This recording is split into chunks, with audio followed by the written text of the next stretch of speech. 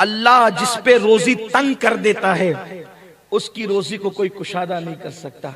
बड़ी माजरत के साथ मैं तावीज का मुखालिफ नहीं, फजर नहीं पढ़ते सोते पड़े रहते हैं, तंगी अल्लाह कर देता है रोजी में, और आप जाते किसके पास हो? तावीज वाले बाबाओं के पास। हजरत मेरी रोजी तंग हो गई, जरा तावीज दे दो।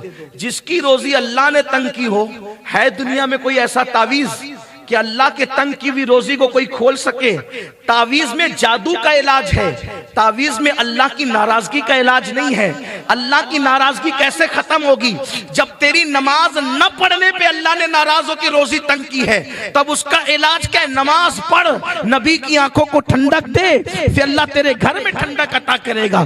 नबी की आंखों को ठंडा कर, नमाज का तोहफा भेज। आका फरमाते हैं जो कुर्रतु ऐनी फिस्सलाह, नमाज में मेरी आंखों की ठंडक है। एक बार मुसलमान नमाजी बनकर तू देख, फिर देख तेरे कैसे वारे न्यारे होते हैं। वल्लाह तेरे घर में रोजी बरकत बरसेगी, रहमतों का नुज़ूल होगा, तेरे बच्चे तेरे फरमा बरदार होंगे, तुझे नेमतें मिलेगी, तुझे बरकतें मिलेगी। अल्लाह तुझे इतना नवाजेगा कि तू रख रख के भूलेगा।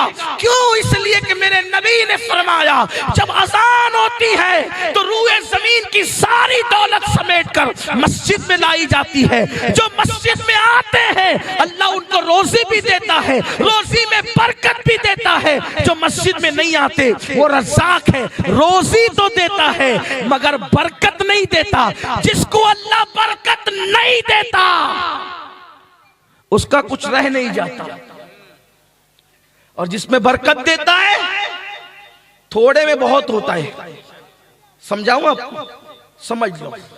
देखो, अल्लाह जिससे नाराज होता है उसको बरकत, और जिससे राजी होता है उसको बरकत। यजीद मरा, 8 बेटे छोड़ के मरा। यजीद मरा, 8 बेटे छोड़ के मरा। अल्लाह नाराज, बरकत नहीं देना थी। 8 लापता हुए, न उनका पता, न उनकी कब्र का पता, न उनकी नस्ल का पता, न उनका कोई नाम लेने वाला। अल्लाह ने बरकत नहीं दी। अल्लाह अकबर। यजीद की कब्र का निशान भी मिटा, उसकी औलाद का नाम निशान भी खत्म हुआ। लेकिन हुसैन एक बीमार दुबला पतला ज़ैनुल आबिदीन छोड़ करके गए।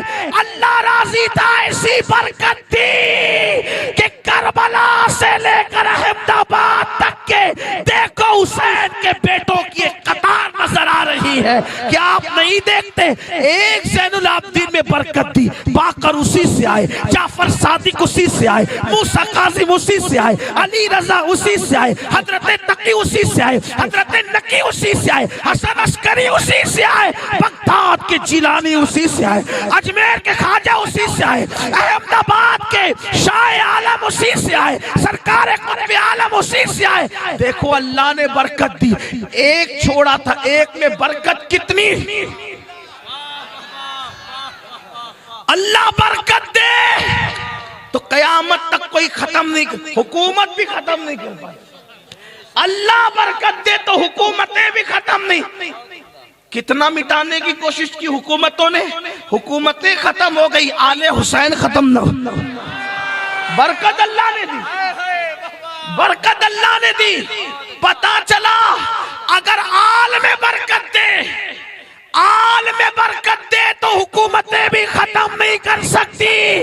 हुसैन ने सजदे में सर दिया तो अल्लाह ने आल में बरकत दी।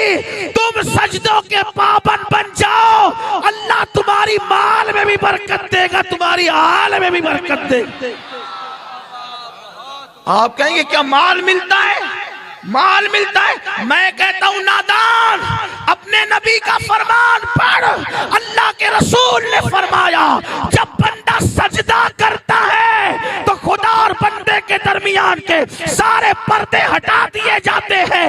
अरे जब सजदे में खुदा मिल जाता है तो कायनात की कौन सी नेमत नहीं मिल सकती। जो सजदे में खुदा मिलता है क्या नहीं मिल सकता। आओ सजदे के पाबंद बनो, गलती न करो। रात में कोई काम नहीं है तो जल्दी सो, सुबह को जल्दी उठो। मजबूरी है देर से सोते, चलो देर से सो, लेकिन जल्दी उठो। आप कहेंगे नहीं उठ पाता हूं, मैं कहता हूं नमाज की अहमियत दिल में पैदा कर, क्योंकि प्लेन पकड़ने के लिए आंख खुलती है ना आपकी। अगर किसी दिन फ्लाइट पकड़नी है तो आंख खुलती है ना। तो जब फ्लाइट के लिए करोड़ों फ्लाइट से बढ़कर है एक वक्त की नमाज, क्योंकि फ्लाइट छूटेगी तो कोई नुकसान नहीं है आपका आखिरत का, लेकिन एक वक्त की नमाज छूट गई तो अल्लाह के रसूल फरमाते वो अल्लाह के जिम्मे करम से बाहर है। आका फरमाते वो मेरे जिम्मे से बाहर है। सुनियो, नमाज के पाबंद बनो।